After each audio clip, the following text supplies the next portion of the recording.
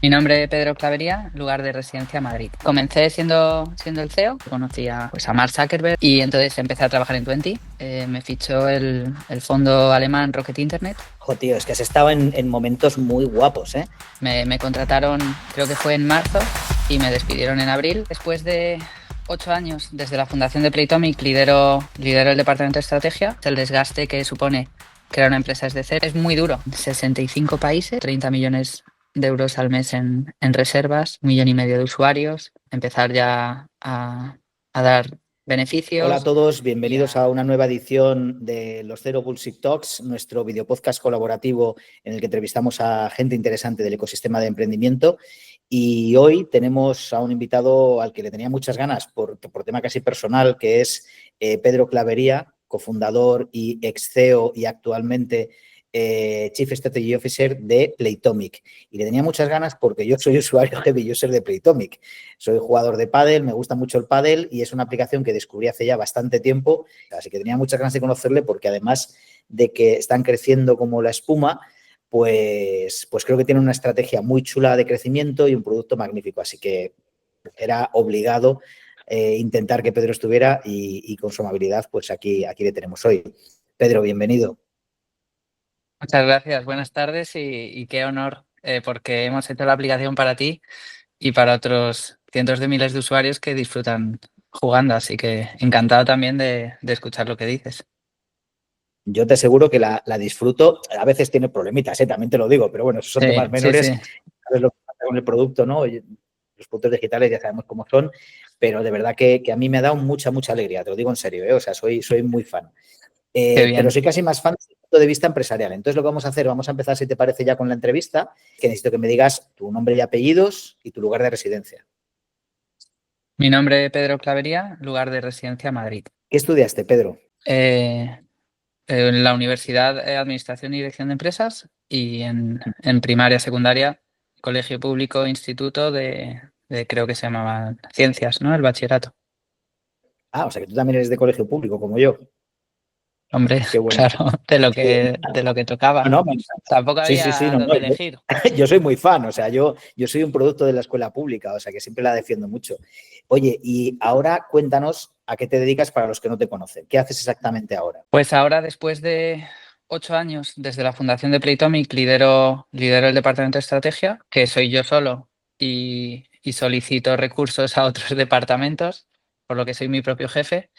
Y la estrategia en Playtomic consiste en aquellos proyectos de exploración, ¿no? Ser ese explorador que va por delante de todo el equipo que va haciendo un camino que está más que definido, explorando oportunidades y, por otro lado, haciendo proyectos muy tácticos de eficiencia, de operativa y que son multidepartamentos. Y fuiste CEO durante bastantes años, ¿no? De Playtomic. Sí, comencé siendo el CEO los Ujú, primeros 6, no sé si 6 o 7 años, sí.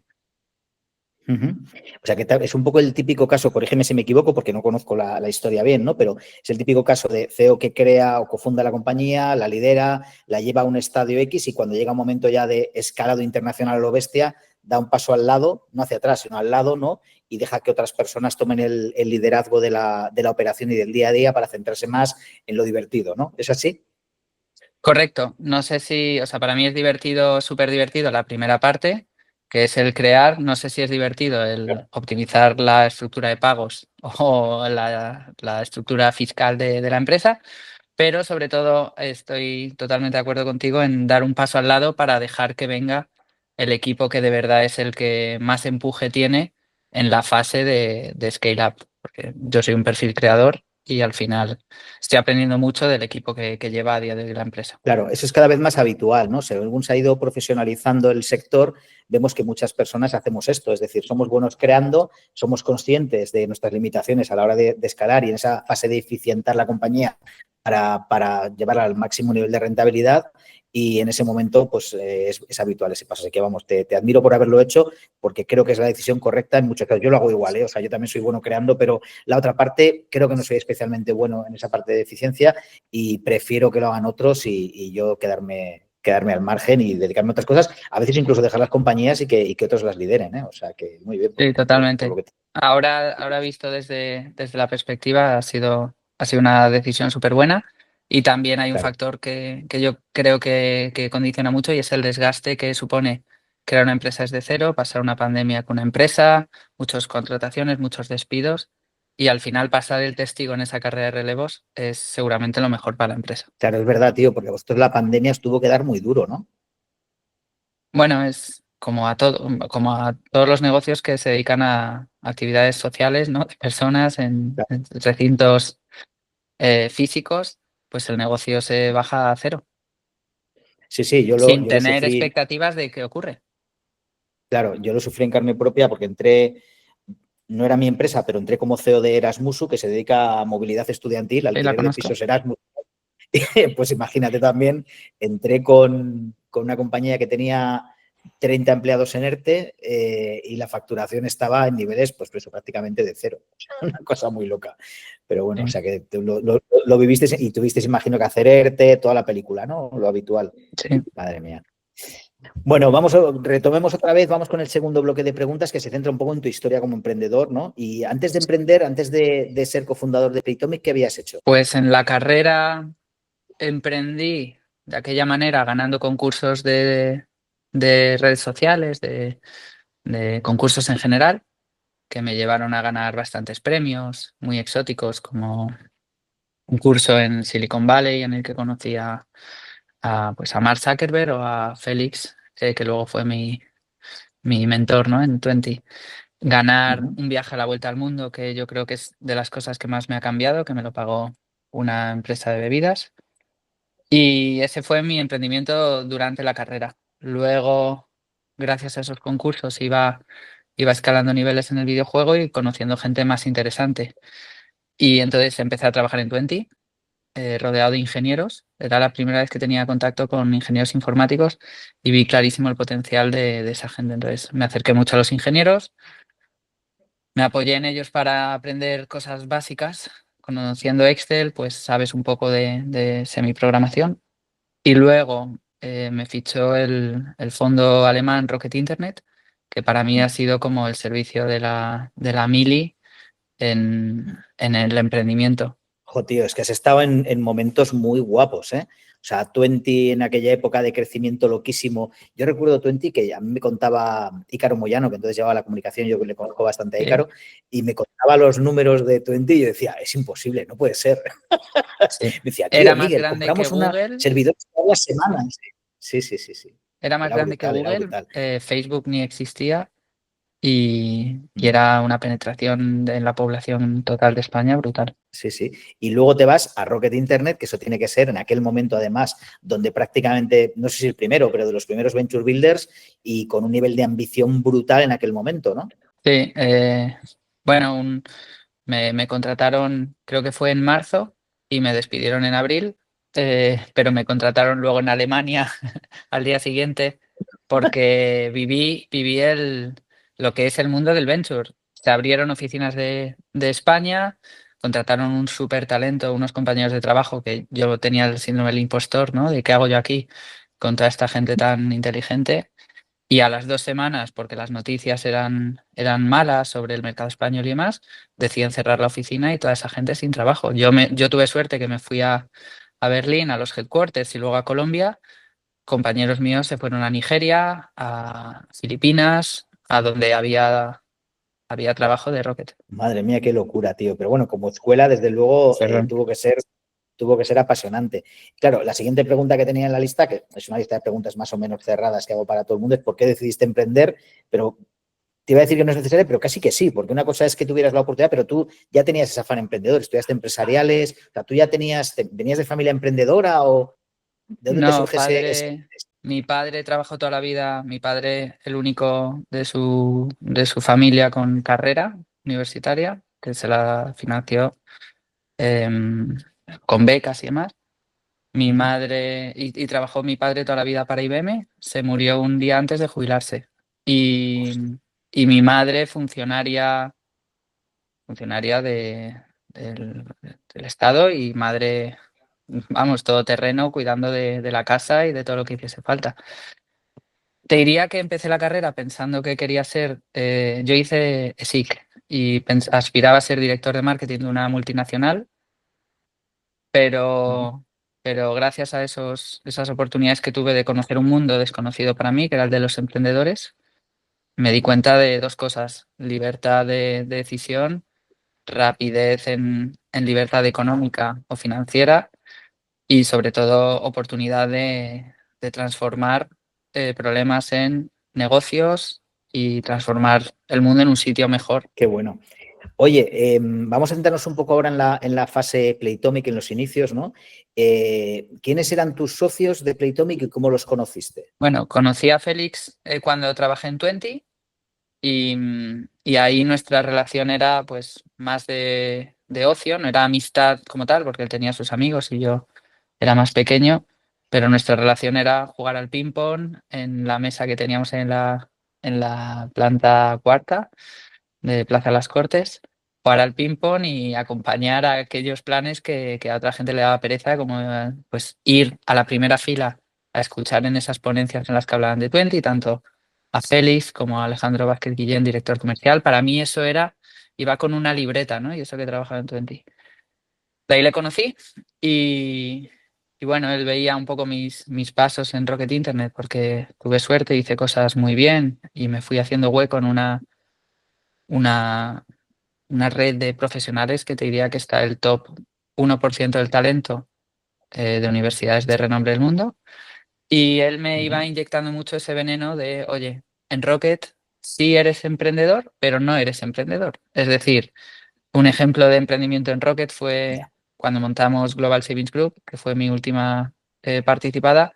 Empiezas con 11 millones de Mm. euros, con un modelo que está ya súper validado en un mercado como es el americano y con un equipo que ya ha hecho CRM marketing en Groupon, que han hecho operaciones en un Zappos. Entonces es un poco como montar empresas con una aceleración y una fuerza que cuando eres emprendedor te das cuenta que era un Ujú. privilegio. Entonces me mete el veneno, Claro. me convence de dejar el trabajo y empezar un proyecto. Y en ese proceso de discovery, Ujú. que justo fue cuando falleció mi padre, yo tenía mi misión personal de hacer algo que de lo que me sintiese orgulloso. Venía del mundo de los descuentos online, que me gusta, es un mercado muy Ujú. interesante y Atols, que es la empresa, como se llama ahora, en la que estuve en el equipo fundador, es mucho más grande que Playtomic. Es un empresón, son 1.000 empleados y demás, pero a mí personalmente no me llena tanto el sector de los descuentos como que tú me Ujú. digas que gracias a Playtomic juegas al pádel, gracias a jugar al pádel conoces a personas, gracias a conocer personas tienes una vida un poco más con más alternativas, opciones de negocio, de ocio, de lo que sea. Y Félix hizo lo propio, hizo lo mismo con Pablo. Él le conocía porque Pablo tenía una liga de pádel que se llamaba Liga Pádel Marca, que hacía una marca blanca para unidad editorial. Y Sí, bueno, pues se juntaron las fuerzas, Félix traía el capital, Pablo ya conocía el sector, yo había trabajado con gente muy inteligente y tenía un método muy claro de lanzar proyectos y fallar poco. claro. Y de ahí, pues nada, CEO los primeros 6 años y peleando en un campo que es totalmente diferente al de Rocket. Y aún así te digo que unos privilegiados porque empezamos con 5 millones de euros, que el acceso al capital para una idea es muy difícil en España. Sin duda, empezar con ese capital en España es una ventaja competitiva enorme. Cuando lanzasteis Playtomic, el problema que resuelve la empresa está claro, que es la capacidad de encontrar sitios y jugadores con los que jugar. No sé si ya nació así o nació de otra manera. O sea, el enfoque ya fue desde el inicio ese, porque yo lo conocí un par de años después. ¿Ya empezasteis así o no? O sea, ¿cómo empieza Playtomic como concepto? Bueno, Playtomic como concepto empieza con un proyecto que llamamos Last Table, que era un sistema de reservas para restaurantes que tienen alta demanda y solucionar el problema que cuando tú llamas a un restaurante y haces una reserva, el restaurante no se asegura que tú vayas a consumir lo que esperan que se consuma en esa noche, ¿no? Entonces, en un restaurante un viernes que está de moda, un viernes por la noche, que venga un grupo de amigos que solo quieren ligar y se tomen 2 cervezas y una ensaladilla rusa, Ya. va directo a la caja. Entonces la stable era un sistema de reserva con consumo mínimo garantizado. Ujú. Empezamos a hacerlo, teníamos ya el diseño de la app y demás, y el inversor que iba a meter dinero nos dijo un poco como que se arrepentía de esa inversión, que era un mercado muy, muy atomizado, con un océano rojo, ¿no? Como llaman. Se Sí. devolvimos el dinero porque tampoco estábamos en necesidad de hacer algo que no confiasen los Mm. inversores. Y Claro. buscando, pues fue Félix quien dijo, oye, mira esta empresa, es un software de gestión de clubes deportivos y creo que es una oportunidad. Entonces, después de verlo, Ujú. la idea era comprar un software as a service para centros deportivos y construir Booking.com del deporte, porque estaba claro, Booking para hoteles, Airbnb para apartamentos, Skyscanner para vuelos, la nevera roja se acaba de vender, de hecho, a Rocket para Sí, restaurantes. Entonces, había un vertical que todavía no tenía un global leader y queríamos ser ese global leader. claro, para el deporte en general. Y luego os centrasteis, o sea, empezáis en deporte en general y luego decidís tenis y pádel. Bueno, al final tampoco es que decidiésemos, empezamos con 5 millones, queremos montar MySports y es el booking.com de todos los deportes. Nos enamoramos de esa idea y empujamos con todas las fuerzas para que esa idea ocurra. Y llega un momento en el que tenemos que hacer ronda y no hemos conseguido ningunas métricas relevantes. Llega el momento en el que tenemos que hablar con fondos y nos dicen, oye, es que yo no veo un margen suficientemente interesante en el mundo del deporte. Mm. Entonces, tras muchas puertas cerradas, a la desesperada, decimos, venga, pues vamos a hacer el problema más pequeño, vamos a hacer ese slicing the elephant que hacen los americanos, ¿no? Sí. Que dicen los elefantes, o sea, que hacen los VCs y vamos a solucionar un problema. Siltec tenía muchos clubes de pádel, que era el software que compramos. Veíamos en el pádel unos componentes sociales, 4 jugadores, que es mucho menos que un partido de fútbol que necesita. Unas dinámicas que nos gustaron y te diría que no fue ni una apuesta, fue una decisión de, venga, pues vamos a por esto y ya veremos otros verticales. Entonces redujimos el problema a solo pádel.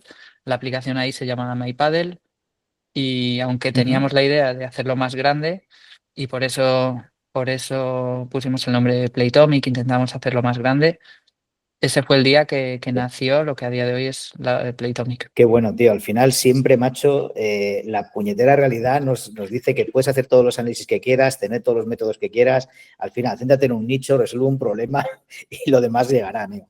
Es así, como siempre Sí, nos pone en pero nuestro sitio. al final el Sí. ego nos empujaba, sobre todo a mí, a querer ser una super empresa, porque tú vienes de trabajar con una super gente, ¿no? Tienes 5 millones y te crees tú tu propia película, pero luego, momento ajá del emprendedor, al final el que manda es tu cliente y ni el club veía nada especial en que fuésemos una página web donde puedes reservar cualquier deporte, ni el usuario veía una superventaja hacer una reserva por una web y que le cobrásemos 1 euro por esa reserva. Pero, sin embargo, al final, centrándose en un nicho que entonces era pequeño, como era el del pádel, de repente os convertís en el elefante del pádel, en el dueño prácticamente del sector, al menos en España, y a partir de ahí empieza una explosión que además el pádel o sea, está en una fase de explosión absoluta a nivel global. No sé si a nivel global, no tengo los datos, pero sí sé que está entrando en Estados Unidos, o sea, se está ampliando en otros países, o sea, que a veces el pádel parece que tiene una presencia mayor y vosotros vais, no sé quién empuja a quién, pero vais un poco de la mano, ¿no? Sí, yo lo que le digo a mi madre es, oye, puede ser cola de león o cabeza de ratón, ¿no? Playtomic es un cabeza de ratón total. Somos líderes en un nicho que para muchos es irrelevante o inexistente, ¿no? Cuando hablamos con un venture capital americano, es que hablarles de pádel no sabían ni cómo escribirlo ni cómo se jugaba. Hemos tenido la suerte de que el pádel es el deporte que más crece de la historia, pero me gusta mucho esa frase que dice que la suerte es cuando la preparación encuentra la oportunidad. Entonces, hemos estado súper preparados para una oportunidad única en la vida, que es ser líder del deporte que más crece en la historia. Es que ese es el punto, o sea, estáis en un momento en el que si todo va como parece, el pádel se va a convertir, porque tiene los elementos clave para ello, de eso que hablabas antes, de ser muy social, ser mixto, o sea, tiene una serie de elementos, el pádel lo puede jugar cualquier persona de cualquier edad, la barrera de entrada es muy pequeña para jugar porque no te hace falta ni tener mucha forma física, un señor de 80 años puede jugar al pádel perfectamente, un niño de 8 también, entonces... O sea, tiene un crecimiento explosivo y expansivo porque es divertido, porque es fácil, porque es barato, porque es social, porque es cómodo y vosotros estáis liderando ese movimiento. Entonces, no sé, a mí me da que no sé cuáles son vuestros números, pero el potencial me parece extraordinario y me parece, por eso decía que me parece un caso de éxito el vuestro, que habrá gente que diga, va, una aplicación de pádel. Macho, es que no sabéis lo que es esto. ¿Puedes dar algunos números actualizados de dónde estáis ahora, más o menos, para que la gente sepa? Sí, claro. A nivel macro, el pádel es una industria todavía inexistente en la mayoría de los mercados, pero una industria que crece un 30% al año. Eso es muy difícil de encontrar, ¿no? A nivel micro, Playtomic opera en 65 países, transacciona en 62 países. Nuestro mercado principal ya no es España, que sí lo fue en su día, y a nivel números de arriba abajo, como unos 30 millones de euros al mes en reservas, que son como unas 800 y pico mil, 1,5 millones de usuarios y sin necesidad de ser rentables a día de hoy, porque seguimos reinvirtiendo mucho en tecnología, en producto y en operaciones, pero con muchas vistas a empezar ya a dar beneficios y a crear un negocio, porque llevamos 8 años invirtiendo en una industria que nadie más ha apostado tan fuerte como lo hemos hecho nosotros. ¿Cuántos empleados sois, Pedro? A día de hoy creo que somos 220. Tenemos oficina en Madrid, en Milán, en Guadalajara, México, en Miami tenemos equipo. Seguro, bueno, estamos abriendo operaciones en Sudáfrica, que es uno de nuestros mercados más importantes y demás, pero trabajamos, no hay un esquema definido de trabajo. A mí me gusta ir a la oficina, otras personas prefieren trabajar en remoto. Te diría que el equipo de ingeniería vemos cómo los líderes están volviendo a la oficina y tienen esas conversaciones. La mayoría de los coders están trabajando en remoto, incluso ni viven en Madrid. Y mucha estructura central hace customer service, hace operaciones, hace administración, hace finanzas. Y los equipos locales hacen más desarrollo de negocio, parte institucional, PR, etcétera, etcétera. ¿Cuál es vuestro principal mercado? Es que depende de por dónde lo mires. Si es por transacción, pues te diré que está competido entre España, Italia, Inglaterra, Sudáfrica, México. Por ahí. Son diferentes estaciones, ¿no? Entonces, cuando es invierno en España, es verano en Sudáfrica. Y, Claro. y en función de actividad social, pues vemos un deporte que ha crecido desde cero en Inglaterra, en el que se juega social desde cero. Social para mí es que 4 jugadores que no se conocen usan el nivel de Playtomic para encontrar partido. Sí. Y vemos mercados como los nórdicos en los que, bueno, pues es una aplicación más transaccional, más una aplicación de reservas y de registro de resultados a nivel individual.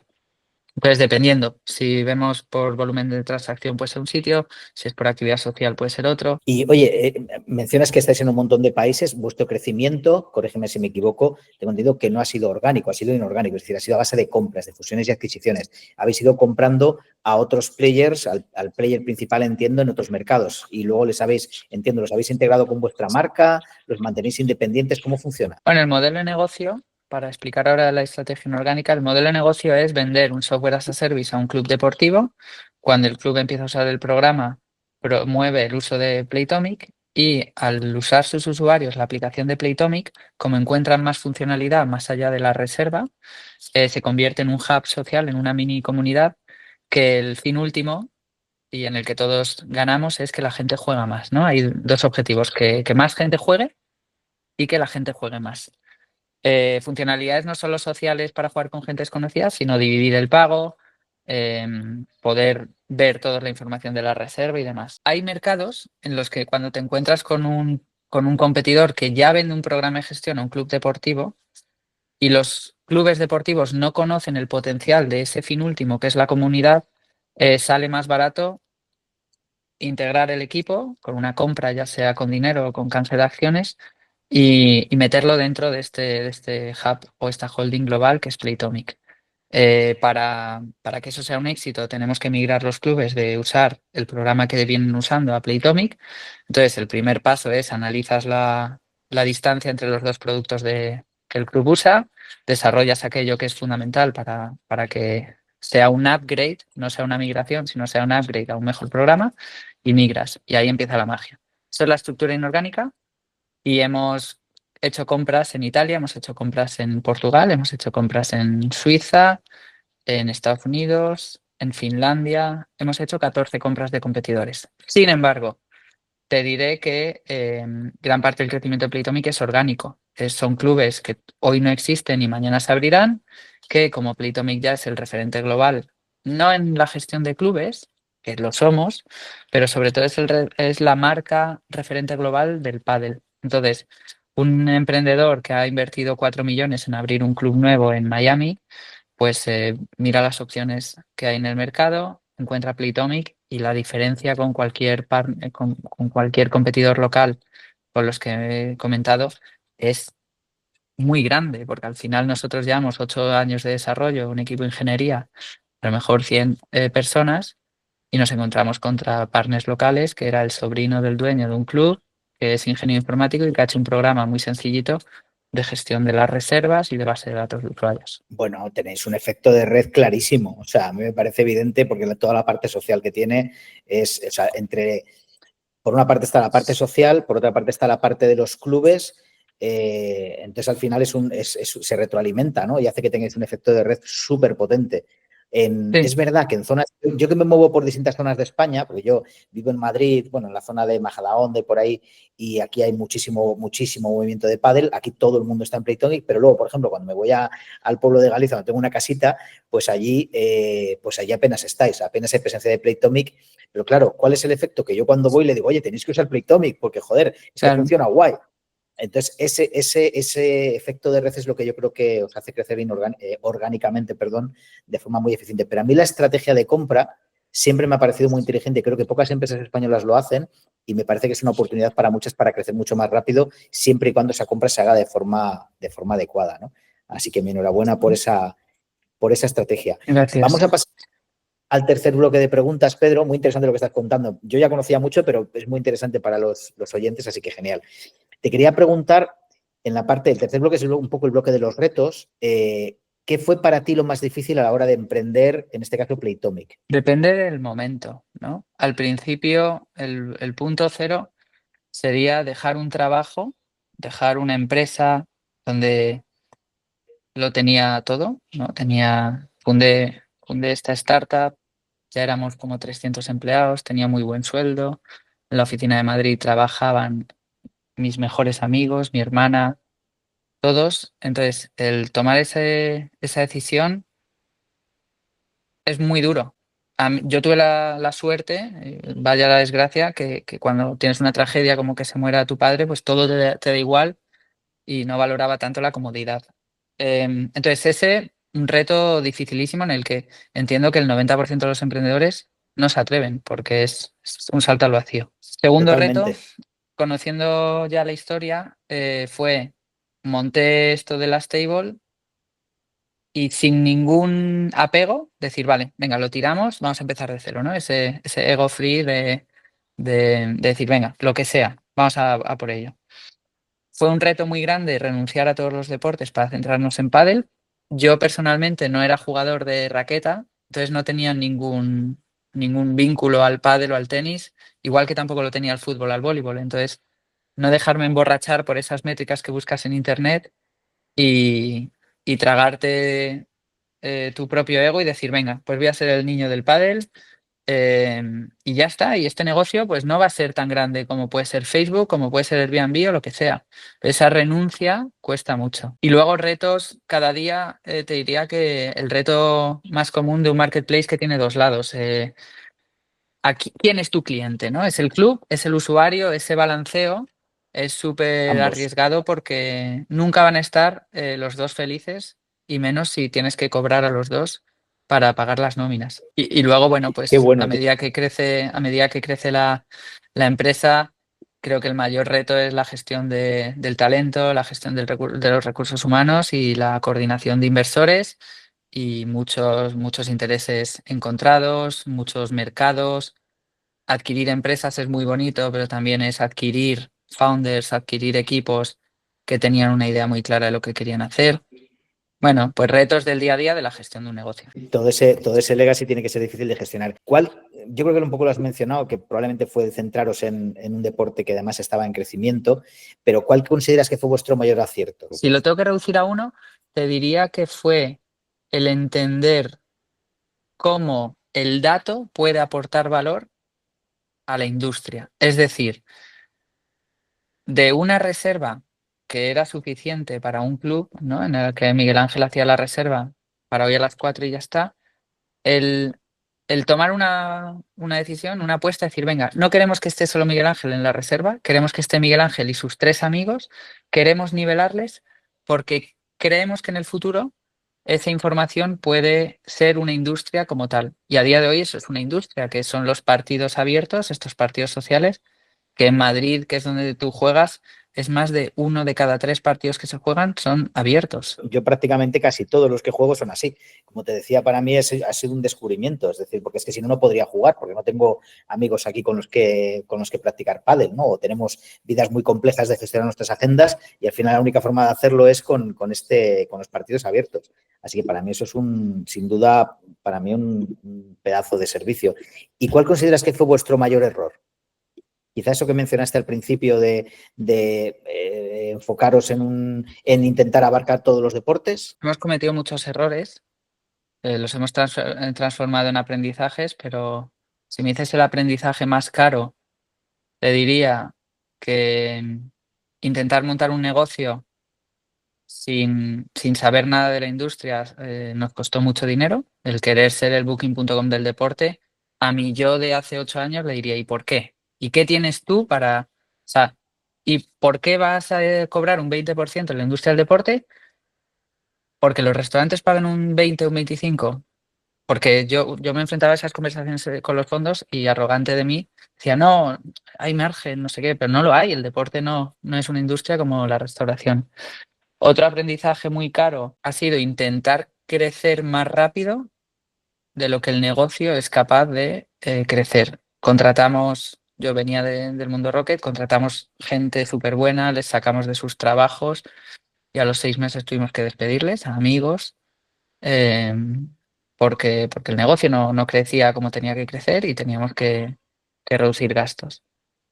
Y por último, por hacer ese top 3 de aprendizajes, te diría que una compra de un M&A te haya funcionado no significa que cualquier compra de un M&A te vaya a funcionar. Entonces, de las 14 adquisiciones, el balance es positivo, pero si hubiésemos quizás analizado mejor cada compra específica y cada objetivo, podríamos haber ahorrado algunos millones de euros. Además es que es una historia que se nota por lo que transmites, lo transmites además muy bien, que ha sido una brega, tío, una pelea muy compleja. O sea, que esto ha sido que la gente puede ver Playtomic y dice, oye, qué bonito, qué bien funciona tal, pero que habéis tenido tela marinera. Y eso me lleva a la siguiente pregunta, que es, que la respuesta es casi obvia, pero ¿habéis tenido algún momento de esos de esto se va toda la mierda?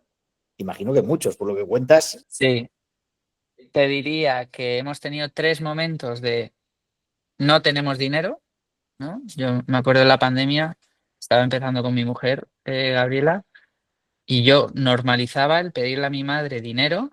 Mi madre creo que nos dejó 40.000 euros para pagar nóminas, que no tenía ningún plan de devolvérselo. O sea, y me decía, pero ¿cómo vas a usar el dinero de tu madre para esto?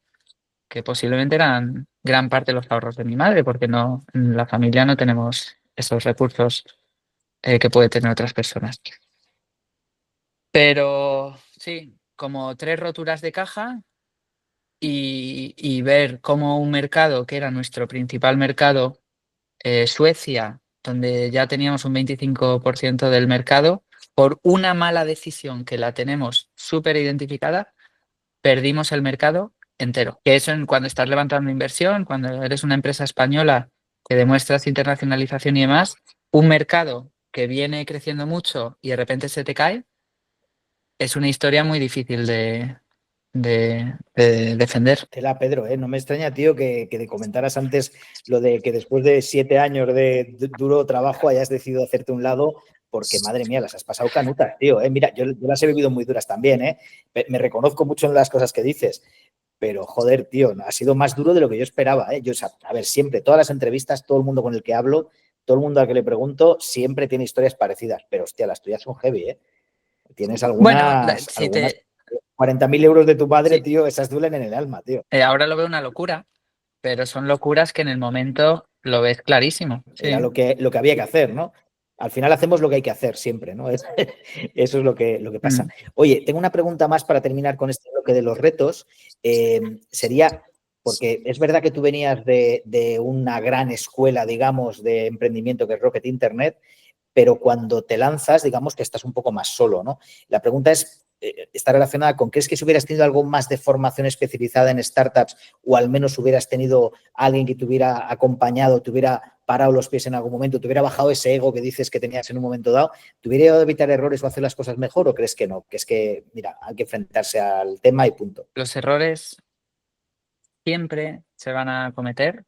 No creo que... Es verdad que un second time founder comete quizás menos, pero más grandes posiblemente. Yo disfruto mucho trabajar con los fondos, con inversores institucionales y demás. A mí me gusta y creo que nos han ayudado mucho. Nunca me haría la pregunta de si fue el momento correcto o no, porque soy más mindfulness, ¿no? De fue el momento perfecto y el momento en el que tenía que haber ocurrido. Vamos a terminar ya con el último bloque, que es un bloque un poco más divertido, un poco más gamberro, siguiendo un poco el estilo que ha impuesto Broncano con la revuelta, hacer algunas preguntas así un poco más con chicha, ¿vale?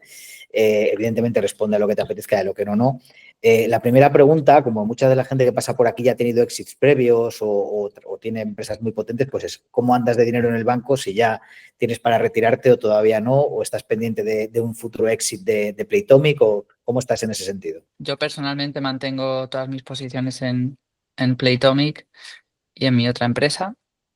De dinero en el banco voy, pues, como he ido siempre, al día a día, pero es verdad que con vistas o con unas garantías de tener bastante camino ganado para tener mejor vida o darle a mi hija una vida más mm, mm, económica, financiera, positiva de la que yo he tenido cuando era pequeño. Voy bien. Pues me alegro mucho, Pedro, y por la parte que me toca, por la Sí. alegría que me has dado, de verdad, que ya te digo que para mí me proporcionéis alegría, creo que muy merecido y con todo el trabajo que hay detrás, muy merecido y ojalá tengáis un pedazo de éxito. No te he preguntado un poco los planes de futuro, sí me gustaría que menciones un poco cuál es el futuro o cómo ves tú el futuro de Playtomic, si es un futuro de una salida a bolsa, si es una venta, al final sabemos que si hay inversores institucionales, en algún momento tienes que darles salida y si tenéis algo en mente en este sentido, porque a mí no se me ocurre a priori un comprador para Playtomic, más lo veo como que Playtomic pueda crecer y expandirse a otras áreas, ¿no? Playtomic, la mayoría de los inversores que tenemos son individuos o fondos no institucionales. Como fondo institucional solo tenemos a JP Bullhound. No porque hayamos querido, sino porque, bueno, pues era un negocio difícil, muy cuestionable, un perfil muy agresivo de gasto y demás que no tiene tanta acogida. ¿Cómo lo vemos a futuro? ¿Y por qué yo personalmente no me he visto en la necesidad de hacer ningún exit hasta la fecha? Es una industria que crece, tenemos una posición de líder con mucha distancia del segundo, si es que hubiese un segundo. En el caso en que entre alguien, creo que lo veríamos de lejos, y una comunidad que crece de manera viral y orgánica, tanto por el lado de clubes como por el lado de usuarios. Entonces, dicho esto, creo que es un negocio que le queda todavía mucho recorrido. Una salida a bolsa, una venta o lo que sea, no lo consideramos. De hecho, no nos planteamos hacer rondas y por eso el cambio hacia dar beneficios y ser autosuficientes. Y los tres founders estamos súper enganchados al negocio, cada uno en el área en el que más puede aportar y seguimos al pie del cañón en la empresa. Entonces, todavía queda mucho, todavía nos queda mucho recorrido de pádel y luego ya veremos si otros verticales, que hay algunos que son muy lógicos, ¿no? Como el tenis que ya tenemos o el pickleball en Estados Unidos, pero ¿por qué no ping-pong o por qué no voleibol o por qué no fútbol? Pero seguro que no en los siguientes años. ¿Has utilizado alguna vez lo de soy emprendedor para ligar? No porque eh, empecé con la que es mi mujer a día de hoy hace bastante tiempo. Sí que es verdad que he notado un cambio brutal en que ahora ser emprendedor es lo cool. Cuando yo que tengo ya 15 años en esto, ser emprendedor no era lo cool. O sea, no, mi primer encontronazo en España con el ser emprendedor fue ir al Banco Santander a abrir una cuenta de empresa y que es que casi me tocó hacerlo por el teléfono de la operadora. A día de hoy vas a un banco y dices que eres un emprendedor, vas en camiseta y en una mochila y es que te recibe el director de la oficina. Por eso lo pregunto, porque cambia mucho el cuento. Imagínate yo que empecé en el 96. Mm, Imagínate lo que me sí, enfrentaba yo. En fin, sí. es Y tremendo. ahora te digo también, que te digo desde dentro, Miguel, que en realidad el que conoce las entrañas del emprendedor, no sé si es un argumento de ligar o de el que te tienes que alejar. Es decir, que conocemos lo bueno del emprendedor, pero que lo malo. a la hora de casarte, pues separación de bienes, porque un emprendedor lo puede perder todo y puede arrastrar a su familia entera si va mal el negocio. En una edad joven Absolutamente, es sí, así. pero ser emprendedor es también un riesgo enorme para la pareja de estabilidad Sí. emocional, de estabilidad económica, de balance vida-trabajo. Entonces, no sé si lo usaría como algo para ligar, no lo sé. Emprender es un deporte de riesgo, pero bueno, pero mucha gente no tiene esa imagen ahí fuera. Nosotros, los que somos de dentro, lo sabemos, pero el resto no. Y por eso la pregunta, ¿no? Oye, ¿qué opinas del ecosistema emprendedor en España, tal y como está hoy? Me encanta. Creo que hay súper fácil de emprendedor a emprendedor contactar. Hay muchísima voluntad de ayudar, de compartir, de colaborar. Hay muchas startups que nacen y sus primeros clientes son startups. Y eso es una buenísima señal, ¿no? Playtomic al principio usando Payflow, que ahora es una super empresa, usando Embat, que ahora es una super empresa, ¿no? Cómo entre los emprendedores nos intentamos ayudar. Y luego desde el lado inversor veo muchísimo interés en los fondos, muchísimas tesis de inversión que empiezan a ser un poco más agresivas. Y el gran reto para España es, creo que se habla mucho del emprendedor para negocios pequeños, tanto a nivel inversión como a nivel fiscal, incentivos y demás, pero creo que hay que también ver cómo se puede ayudar a empresas en la fase de Playtomic. Si Playtomic quisiese hacer una ronda ahora de 50 millones en España, sería difícil. Playtomic ya no es una empresa startup para los planes de startups de España. A nivel legal o laboral, ya somos quizás una gran empresa que te ralentiza mucho en la contratación o en los términos laborales. Entonces, muy bien. Ahora hay que cambiar el término startup a algo que nos creamos que las startups españolas pueden ser scale-ups y de ahí unicornios. Sí, sí, totalmente de acuerdo contigo. Coincido en todo lo que has dicho, ¿eh? O sea, creo que se ha creado una industria alrededor del mundo del emprendimiento en España, que ya era hora, ¿no? Y lo hemos conseguido finalmente tener una industria donde tenemos aceleradoras, fondos, inversores en distintas etapas, gente muy top, hay talento, hay mucha industria asociada que ayuda, o sea, y esa ayuda constante entre unos y otros me parece genial. También las instituciones públicas están haciéndolo su parte, o al menos en todo lo que pueden, en ISA y otros, ¿no? Pero coincido contigo también en que la parte de escalabilidad la tenemos todavía pendiente de resolver. Hemos conseguido crear la industria en la parte de abajo, pero cuando empieces a destacar y empieces a subir, ahí la cosa se vuelve mucho más complicada, tanto por volumen de inversión como por ayudas, como por... Ahí creo que queda un trabajo por hacer para poder ayudar a que los futuros Inditex de España aparezcan y surjan, ¿no? Y eso es complejo. Pero bueno, mirando dónde venimos, vamos a ser positivos porque hemos mejorado muchísimo, Va a tío. llegar, va a llegar. Sí, sí, yo también estoy convencido de que va a llegar, ¿eh? Bueno, ya la última pregunta, voy a abrir un poco los micros. La última que te quiero hacer es si me quieres contar algo que nunca antes hayas contado en público, una anécdota o lo que te dé la gana. Bueno, Playtomic nació de un experimento de guerrilla, diría, por usar una palabra correcta, en la que hicimos un squad dentro de Playtomic que hacía cosas que no estaban permitidas dentro de la empresa para validar un negocio que sabíamos que podía ser una oportunidad, pero que no era del todo 100% compliant, ni dentro de la empresa ni fuera. Qué bueno, tío, qué bueno. Muy bien, pues oye, muchas gracias, Pedro. Vamos a abrir micros. No sé si alguien quiere comentar por ahí. Los tenemos pocos invitados hoy, pero bueno, si hay alguno que quiere hacer alguna pregunta, es el momento. Iván, que ha levantado la mano. Adelante, Iván, abre el micro y puedes, por favor, encender la cámara si no te importa. Sí, sí, hola Miguel Ángel. Bueno, primero, muchísimas gracias por darnos la oportunidad de estar con Pedro. Estoy de viaje, ¿vale? Pero no quería perderme este podcast. Eh, entonces, nada, bueno, voy al grano. Me encantaría hablar horas con Pedro, pero como no sé si va a ser posible.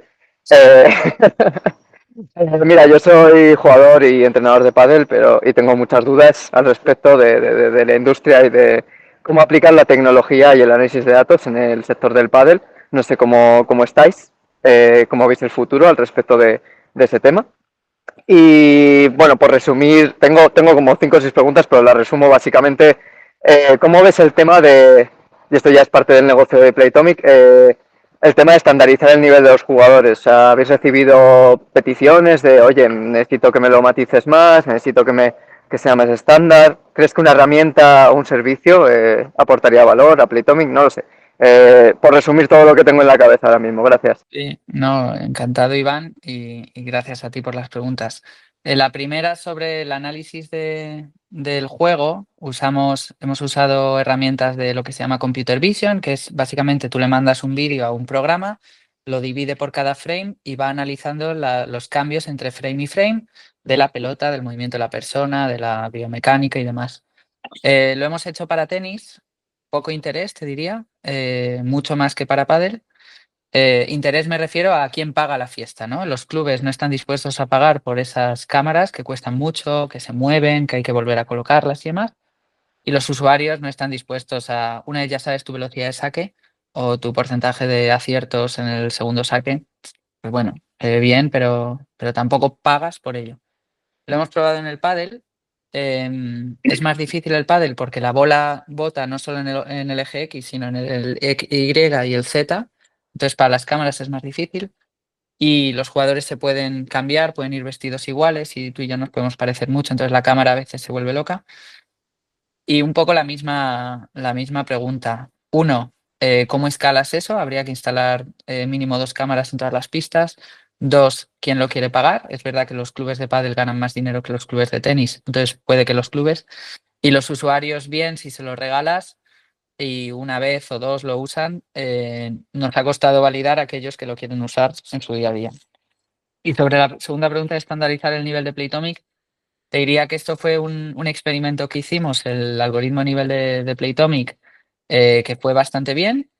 A posteriori, te comparto que desde mi punto de vista el mostrar 2 decimales, el nivel de Playtomic va de 0 a 7. Mostrar 2 decimales incita muchísima crítica de si el nivel funciona o no.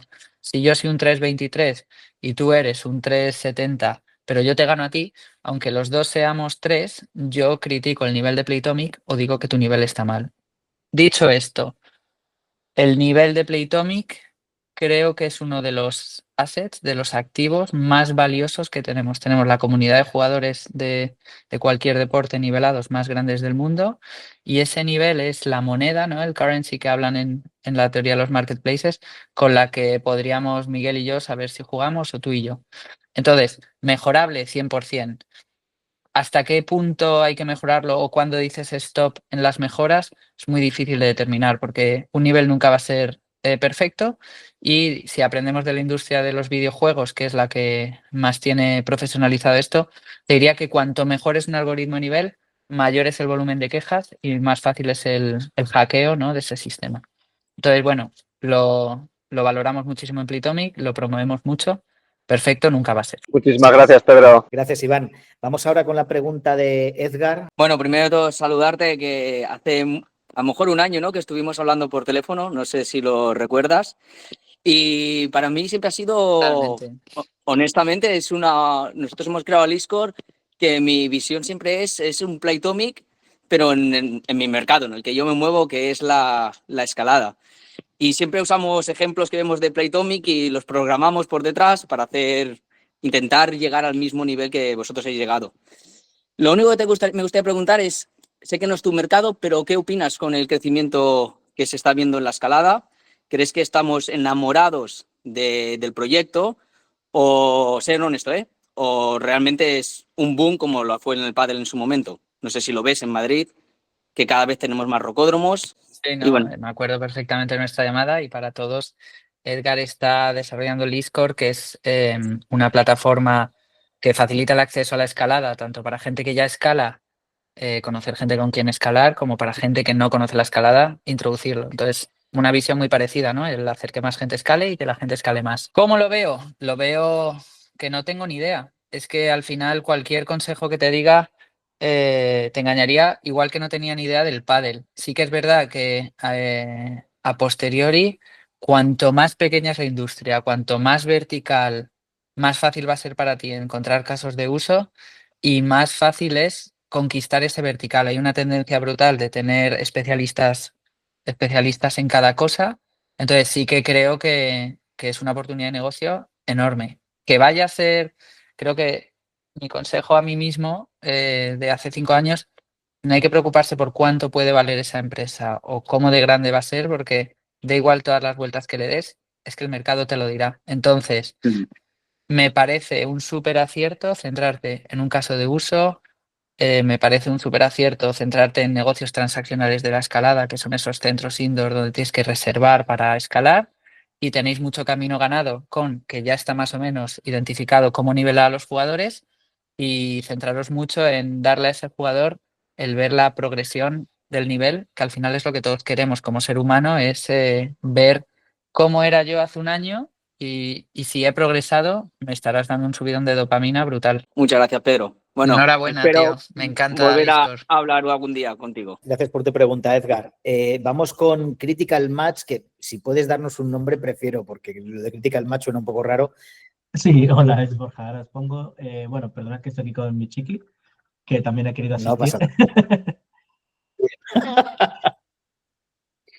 Y tampoco que no dice qué está pasando aquí. Pero le he preguntado, dice que quiere estar. ¿Vos está aquí a escuchar? Sí, sí. Bueno, primero también, Pedro, Muy bien. muchas ¿Cuál es gracias tu pregunta? Cuéntanos. Sí, y Miguel Ángel por la oportunidad. Hace tiempo que voy detrás de Playtomic y si consigo hablar con alguno de vosotros. A mí me ha puesto. Mira. Bueno, nosotros estamos creando algo que además es difícil de explicar en la industria. Estamos creando Critical Match, que es una aplicación muy parecida a Playtomic, pero en el mundo de los juegos de mesa, ¿vale? Para los board games y cositas así. Es una industria muy difícil de explicar a la gente que no la conoce de nada. Hay muchas dudas sobre la oportunidad de mercado que existe y tal. Y estamos ahora mismo en una situación de búsqueda de financiación para poder arrancar de verdad. Tenemos ni siquiera un MVP, porque lo que has comentado antes, Pedro, nos ha pasado a nosotros. Creamos, bueno, diferente, pero creamos para un vertical de juegos de rol que no hemos conseguido, o sea, que no era realmente donde está todo el mercado está en los juegos de mesa, per se. ¿Vale? Aunque tenemos ya clientes que están pagando por tener el servicio en el futuro. Entonces, estamos en una situación un poco difícil en ese sentido. Y lo que me gustaría preguntarte son dos cosas. Primero, ¿cómo te enfrentas a que, pues, a inversores o a gente, incluso a las propias empresas que dicen, no, este producto, pues no estoy seguro que le pueda sacar lo que a mí me dicen retorno, ¿no? Y segundo, ¿cómo crees tú la posibilidad de encontrar esa primera financiación para arrancar fuerte? Nosotros hemos empezado sin un duro, trabajando desde casa, sin cobrar nada y sacando todo esto. Entonces, ¿cómo lo ves? Lo veo bien en línea con lo que le comentaba Edgar. Problema identificado, o sea, vertical identificado, ¿no? Juegos de mesa. Y si es solo juegos de mesa, al que no le guste, pues perfecto, pero es solo juegos de mesa. Problema, creo que hay que explicarlo muy bien, ¿no? Porque tengo dudas de cuál es el problema único que quieres solucionar antes de nada. Tema de levantar pasta, creo que es cómo de claro has identificado ese problema y las potenciales soluciones. No creo que sea tanto la monetización a corto plazo, sino seguramente te cuestionen más qué solución vas a aportar a ese problema y si el problema es real o te lo estás inventando o lo tienes tú como usuario. Y segundo, el equipo, que ahí no tengo ni idea, pero hay un montón de opciones de financiación. A mí me gustan mucho los programas de aceleración porque te juntarán con otros emprendedores. Justo he visto que ahora han abierto inscripciones, un programa que se llama Decelera, que lo hacen en Menorca. Te animo a buscar ese híbrido de financiación y mentorship, porque Vale, al final, si te están cerrando muchas puertas, es que estás a lo mejor trasladando demasiados mensajes ya. y lo que busca un inversor es intentar que falle rápido y esto, no sé quién lo dijo, pero dijo, si no sabes dónde vas, siempre vas a dar el paso correcto, ¿no? Entonces, si eres capaz de definir, oye, voy aquí, va a ser muy fácil saber si estás yéndote por las ramas o hay una oportunidad. Pero veo un aumento en los juegos de mesa brutal. Es una industria en la que tienes el caso de Monopoly, que quizás debe ser una de las patentes más valiosas del mundo. No soy usuario personalmente, pero creo que hay oportunidades de financiación, depende cuánta pasta y demás. Sí, sí. Pasa que mucha gente dice, es que claro, no es un mercado que conozca muchos inversores y Bueno, tal. pues es un mercado que si no lo conocen o no les gusta, no pasa nada. Ya, Tendréis que encontrar a aquel que o le guste el sector o le gustéis vosotros. vale, muchas gracias. Pero pinta bien. Muy bien. O sea, ha habido varios intentos. Vale. Sí, sí, a mí me parece también interesante, ¿eh? El buscar un nicho de este tipo también me parece muy buena idea y creo que puede haber una oportunidad ahí. Hay bastante gente que juega este tipo de cosas y le veo una oportunidad. Si te podemos ayudar ahí nosotros en la escuela, ya sabes que nosotros somos una especie de híbrido entre incubadora, aceleradora y escuela y también hacemos mentorship, también hacemos acceso a inversores, o sea que en ese sentido si podemos ayudarte a tu disposición. Edgar, ¿quieres volver a preguntar algo? Bueno, para Critical, o sea, yo me encontraba en el mismo sector, la escalada no la conoce nadie. Y al final picando puertas y puertas y puertas, que hable Pedro, con quién puedo hablar, y vas picando y vas encontrando inversores. No para levantar 5 millones, pero para empezar a arrancar y sacar el producto, con esfuerzo se saca.